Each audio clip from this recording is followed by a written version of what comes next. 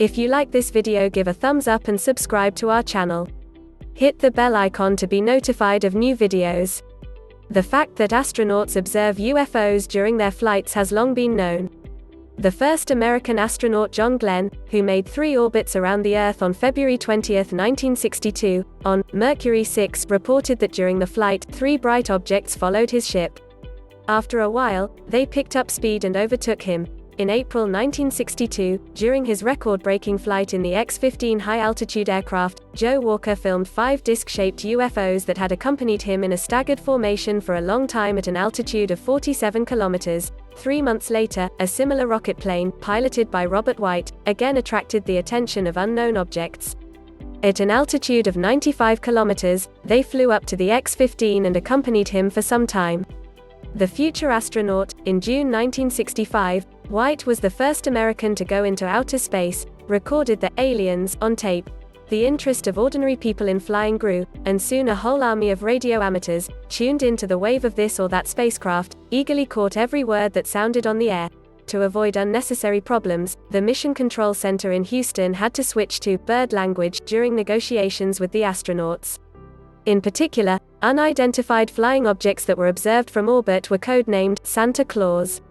The first to use it during a communication session was the astronaut Walter Schirra, Mercury 8, October 3, 1962, who saw a huge luminous object over the Indian Ocean. A few years later, this fact was reported by the well-known NASA specialist in space radio communications, one of the creators of the communication equipment for the Apollo lunar program, Maurice Chatelain.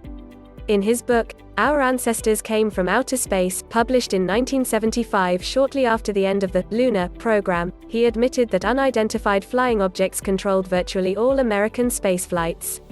As for the origin of UFOs, Chatelain is sure, extraterrestrial. On May 15 to 16, 1963, the American astronaut Gordon Cooper made 22 revolutions around the Earth on the one-seater Mercury 9 spacecraft. Flying over the Australian city of Perth, he reported to Earth that for some time a greenish glowing object with a red tail was approaching his capsule. Also, Cooper was able to record radio communications on a tape recorder in a language that, as it turned out later, did not belong to any of the peoples of the Earth.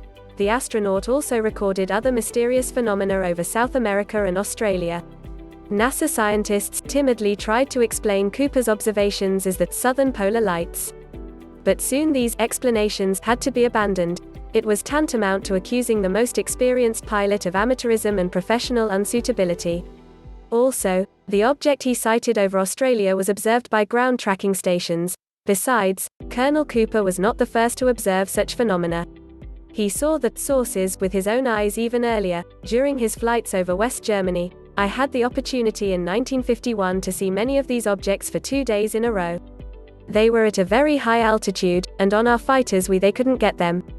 Years later, in an interview with NONSIAMOSOLI video, Cooper said, in 1957, at Edwards Air Force Base, we were doing landing work, filming all equipment and surroundings. All of a sudden, the team members come running to me and say that they saw a low-flying saucer, which then landed, having exposed 3 supports from the apparatus. She was filmed with a film and camera, but they did not try to get close to her. Meanwhile, the UFO rose again and flew away at great speed.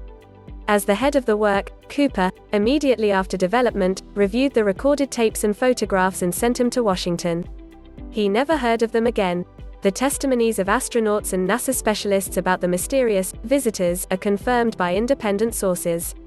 So, in 1964, astronomers of the Argentine Observatory, ADARA, observed with great interest a strange picture through a telescope. At an altitude of 1,000 kilometers from the Earth to the American satellite, Echo 2, from different sides, a sparkling round object flew up twice and made turns. According to astronomers, it was at least 120 meters in diameter and developed a speed of up to 28 kilometers sec. On April 8 of the same year, 1964, during the first test launch of the Gemini spacecraft, without a crew, scientists and technicians were surprised to see 4 objects of unknown origin soon attached to it, 2 on top, 1 behind and 1 below. Escorting the ship in this way on the first orbit, the UFO made a maneuver and disappeared into space. When this fact was made public by the American magazine True, January 1965, members of Congress demanded clarification. Without further ado, the Air Force Command declared these objects to be parts of the second stage of the launch vehicle. The trick did not help. Almost immediately it became clear that the second stage in this flight did not separate at all. On June 3, 1965, the first manned Gemini 4 was launched. And again, unidentified objects came into the field of view of the crew. I looked out the porthole and saw a white ball-shaped object against the black sky. He performed the movement, abruptly changing the direction of flight at an angle of 40 degrees. Astronaut James McDewitt. During this flight, we managed to photograph another object, a long, metal cylinder. An attempt was made to identify it with the Pegasus 2 satellite, but the Air Defense Command categorically rejected this version, and the UFO was left without a natural explanation. Then the skeptics decided to challenge the very fact of observation. McDewitt's response was rather harsh. I report that during my flight in the Gemini 4 spacecraft, I did see what some people call UFOs. Let me remind you that the letters H, L, O mean unidentified flying object. The object that I saw remains unidentified. Neither I, nor anyone else could yet identify and define what it is. Later it became known that almost all flights under the Gemini program were accompanied by UFO sightings, and not only from orbit, but also from the Earth. Some of the pilots will later express their views on this phenomenon. John Young, Gemini 10, July 18, 1966, in his Seattle talk, "The Facts Show That UFOs Exist." Eugene Kernan, Gemini 9, June 3, 1966, in 1973 in the Los Angeles Times, "I publicly declare, UFO is someone else, some other civilization." With the completion of the Gemini programs and lunar expeditions, such observations did not decrease. The UFOs were filmed by the Skylab crews, 1973. A large number of video recordings were made during the shuttle flight, since 1981. Some of them were intercepted by radio amateurs and thus made it to the media. Involuntarily, there is a sense of belonging when you hear the excited voice of the onboard Doctor of Discovery, James Buchley. Shocked, he completely forgot about the conspiracy. Houston. We're still seeing alien spacecraft. March 14, 1989, the number of luminous objects falling into the field of view of onboard film and video cameras is striking. Sometimes several UFOs are seen at the same time, moving in different directions. Some busily cross the frame in a straight line and at a constant speed. Others make rather sharp maneuvers, giving the impression of inertia. Some UFOs are clearly interested in spaceships. Having made a maneuver, they fly up to the shuttles, filming of expeditions STS-31, STS-51, and, hanging for some time next to them, again leave for their business. Others maneuver at about the height of the orbital station, then rising above the horizon, then again descending to the background of the Earth, STS-37, STS-51, STS-62. The video made from the shuttle during its docking with the Mir orbital station is extremely interesting. This official television broadcast was intercepted by one of the American ufologists' radio amateurs using a special parabolic antenna in May 1997. The screen clearly shows how in the area of the Russian station every now and then unknown objects appear, glowing with pulsating light. They move in different directions at different speeds, some make maneuvers. For 1.5 minutes of shooting, at least 9 objects passed in the frame. It feels like this is not a desert space, but a busy airport. Some of the UFOs give the impression of quite material, metal, balls. The shadow from the sun is clearly visible on them. However, the vast majority of objects look like ball lightning. They glow and are, as it were, enveloped in plasma. Many of them pulsate. Some seem to materialize, appearing from nowhere, and after a while they become invisible again. Experts suggest that such balloons act as automatic probes and are launched from base ships in order to monitor the Earth and near-Earth space. Generally speaking, the UFOs observed by astronauts are not very diverse in shape. Most often these are balls, much less often, cylinders, cigars, discs, triangles. But sometimes, very unusual specimens get into the viewfinder. Particularly impressive are the plasmoid images taken by the Discovery crew during the STS-48 expedition. Footage of this inexplicable space phenomenon was even shown on Russian television at one time. It is clearly seen how a gigantic wriggling luminous caterpillar floats against the background of the Earth. According to a number of ufologists and contactees, this unique survey captured the so-called plasmoid ship, a very high level of alien technology. not all astronauts willingly talk about their encounters with UFOs. Why? Neil Armstrong, in response to a request from a diplomat to tell what they actually saw on the moon, replied succinctly, "We also gave a subscription." It is true that there are those who actually did not see anything, and skeptics use their testimony as proof of the absence of UFOs. However, many, having retired, are opening the veil of secrecy. This was the case, for example, with the legendary astronaut Gordon Cooper. Here are excerpts from his interview. "For many years I have lived in an environment of secrecy that surrounds all astronautics. But now I can say that not a day goes by in the United States without the detection of UFOs by aviation radars and space tracking stations. Some of us, astronauts, had the opportunity to observe UFOs from Earth or from flying vehicles. I believe that unearthly aircraft and their crews visiting Earth come from other planets, which are obviously more advanced than ours. There are many qualified people who have seen alien ships, and in some cases also the aliens themselves. I also saw a very unusual phenomenon, here on Earth. It happened a few months ago in Florida. I saw with my own eyes a clearly delineated patch of soil, scorched by fire, with 4 footprints. It was left by an object crouched in the center of the field. Creatures emerged from it, there were prints to prove it. They appeared to be surveying, collecting soil samples, and eventually returning to the ship, which took off at incredible speed. The authorities hid the incident from the press and television. There are thousands of eyewitness accounts and many documents confirming this, the presence of UFOs, but no one wants to make them public. Why?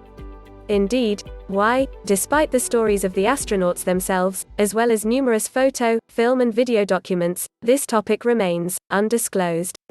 In any case, by official structures, NASA, the military, the government. Are tens of these and thousands of other irrefutable UFO sightings not of interest to those in power? Sounds not very believable. After all, the presence of extraterrestrial civilizations on the planet is an emergency problem. How then can this conspiracy of silence be explained? Gordon Cooper has his own version. The authorities fear that people may imagine God knows what, something like a terrible space invaders.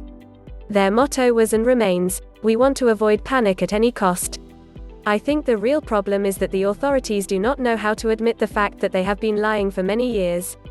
In an attempt to resolve this problem, Cooper wrote to the UN in 1978, "I think we need a coordinated program to collect and analyze scientific data coming from all over the planet, to work out the most friendly way to contact these visitors. First, we need to demonstrate to them that, before entering the universal community, we ourselves have learned to solve our problems in peaceful ways, without wars." Recognition on their part would mean an incredible opportunity for our planet to rapidly progress in all areas. If the UN decided to take on this project and recognize this phenomenon, many qualified experts would decide to speak about it publicly and provide assistance and information. Letter by astronaut Gordon Cooper regarding UFOs to the Ambassador of Grenada to the United Nations. November 9, 1978. Ambassador Griffith, Mission of Grenada to the United Nations, 866 2nd Avenue Suite 502, New York, 10017. Dear Ambassador Griffith, I wanted to convey to you my views on our extraterrestrial visitors, popularly referred to as UFOs, and suggest what might be done to properly deal with them. I believe that these extraterrestrial vehicles and their crews are visiting this planet from other planets, which obviously are a little more technically advanced than we are here on Earth. I feel that we need to have a top-level, coordinated program to scientifically collect and analyze data from all over Earth concerning any type of encounter, and to determine how best to interface with these visitors in a friendly fashion. We might first have to show them that we have learned to resolve our problems by peaceful means, rather than warfare, before we are accepted as fully qualified universal team members. This acceptance would have tremendous possibilities of advancing our world in all areas. Certainly then it would seem that the UN has a vested interest in handling this subject properly and expeditiously. I should point out that I am not an experienced UFO professional researcher. I have not yet had the privilege of flying a UFO, nor of meeting the crew of one. I do feel that I am somewhat qualified to discuss them since I have been into the fringes of the vast areas in which they travel. Also, I did have occasion in 1951 to have 2 days of observation of many flights of them, of different sizes, flying in fighter formation, generally from east to west over Europe. They were at a higher altitude than we could reach with our jet fighters of that time. I would also like to point out that most astronauts are very reluctant to even discuss UFOs due to the great numbers of people who have indiscriminately sold fake stories and forged documents abusing their names and reputations without hesitation. Those few astronauts who have continued to have a participation in the UFO field have had to do so very cautiously. There are several of us who do believe in UFOs and who have had occasion to see a UFO on the ground, or from an airplane. There was only one occasion from space which may have been a UFO. If the UN agrees to pursue this project, and to lend their credibility to it, perhaps many more well-qualified people will agree to step forth and provide help and information. I am looking forward to seeing you soon. Sincerely, L. Gordon Cooper Cole. USAF, Ket, astronaut. But it was a voice crying in the wilderness, and Cooper would later say, I wrote a letter to the UN because I thought this organization was the best one to seriously consider UFO sightings. I still think that we should conduct these investigations centrally. However, today I am no longer sure that the UN is such an organization. They don't even take into account the opinion of the astronauts. We must create our own organization. And yet, what was a secret with 7 SEALs yesterday is becoming public knowledge today. Someone explains this by the fact that there are a lot of astronauts, including civilians, and therefore it becomes more difficult to hide their observations. Someone believes that the reason is the increasing availability of information thanks to computer networks and the latest technology. And someone suggests that the authorities were forced to loosen the reins. First, it's more and more dangerous to lie. There are many highly qualified scientists among ufologists, and it is difficult to deceive them.